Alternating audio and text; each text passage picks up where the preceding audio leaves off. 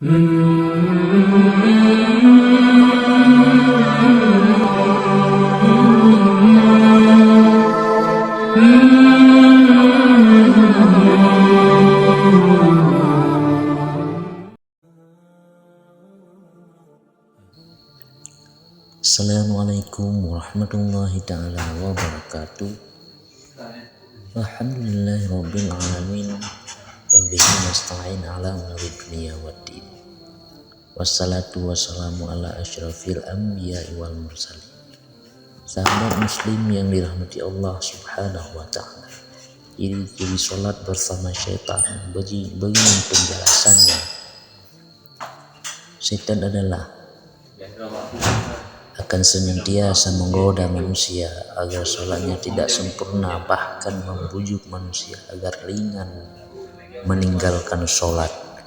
Karena itu Rasulullah SAW bersabda, jika panggilan sholat tiba atau azan dikumandangkan, maka syaitan akan lari sambil mengeluarkan kentut hingga ia tidak mendengar suara azan. Apabila panggilan azan telah selesai, maka syaitan akan kembali. Dan bila iqamah dikumandangkan, syaitan kembali berlari, dan iqamah telah selesai dikumandangkan, dia kembali lalu menyelinap masuk pada hati seseorang seraya berkata, ingatlah ini dan itu. Dan terus saja dia melakukan godaan hingga seseorang tidak menyadari beberapa rakaat yang sudah dia laksanakan dalam sholatnya. Hadis riwayat Bukhari. Padahal sholat adalah ibadah yang paling utama dan yang pertama kali dihisab. Tentunya setan tidak akan mudah membiarkan manusia menyembah Tuhannya. Setan akan terus menempel bersama orang yang sholat agar sholatnya tidak khusyuk. Dinukil dari buku karya Dr. Hasan Al-Qudusi 60 kultum dan tausiah terbaik sepanjang masa, disebutkan ada orang-orang yang sholat bersama setan. Ini mereka adalah sebagai berikut. 1. Orang yang was-was dalam niat. Setan membuat hatinya was-wasan dan tidak yakin niatnya telah sempurna. Mengulang takbir berkali-kali hingga imam rukuk bahkan sujud, ia masih saja dipermainkan setan dalam niat dan takbirnya. 2. Orang ingat itu dan ini saat telah sholat. Setan akan mendatangi manusia untuk mengingatkan berbagai urusan hingga sholat seseorang menjadi tidak khusyuk. Dikisahkan suatu hari Imam Hanafi didatangi seseorang yang kehilangan barang. Ia lupa menaruh barangnya. Oleh Imam Hanafi, orang itu dianjurkan untuk sholat sepanjang malam hingga menemukan barang yang dicari. Namun baru setengah malam menjalankan sholat, setan membuatnya ingat lokasi barang tersebut.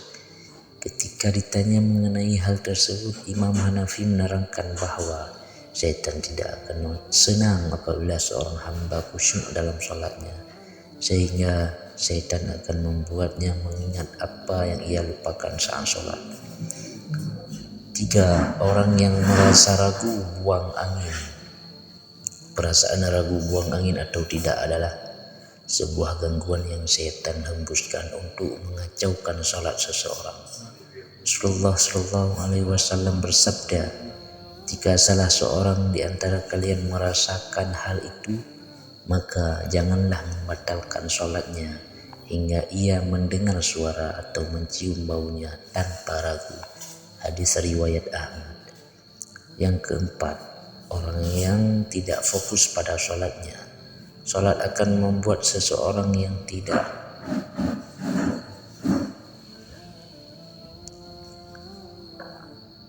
Setan akan membuat seseorang yang sedang sholat menjadi tidak fokus dengan mencuri perhatian, menjadikan orang yang sedang sholat menengok ke sana kemari, membaca tulisan di depannya atau teralihkan oleh dering telepon genggamnya Dalam sebuah hadis yang diriwayatkan oleh Aisyah radhiyallahu anhu, ia berkata, saya bertanya kepada Rasulullah Shallallahu Alaihi Wasallam tentang hukum menengok ketika sholat. Rasulullah Shallallahu Alaihi Wasallam menjawab, ia telah curian setan. Itu adalah curian setan atas sholat seseorang hamba. Hadis riwayat Bukhari. Kemudian yang kelima, yaitu yang terakhir, yang kelima, orang yang sholatnya tergesa-gesa.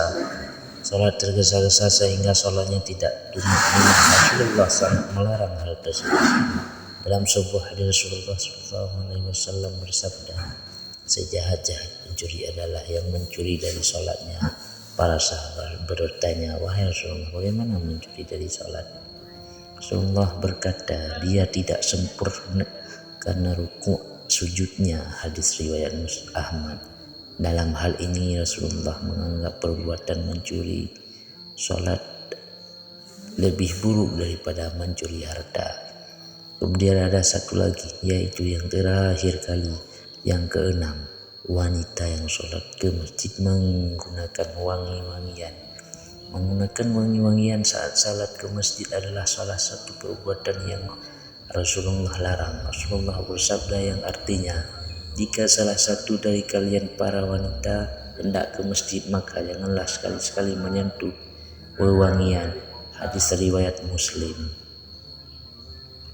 Begitulah beberapa ciri-ciri orang yang sholat bersama setan. Demikianlah setan akan terus mengganggu manusia dengan berbagai cara agar sholatnya seseorang menjadi tidak sempurna.